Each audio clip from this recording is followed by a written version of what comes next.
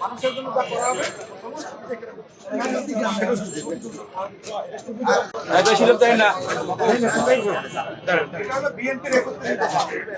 ক্ষমতায় আসলে কি করবে এই 31 দফায় সব লেখা আছে এবং আমরা সামনে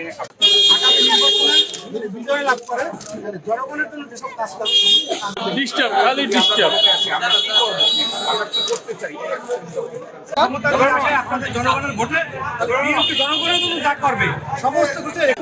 পেশাজীবী ব্যবসায়ী আছে, ডাক্তার আছে, ইঞ্জিনিয়ার আছে, সমস্ত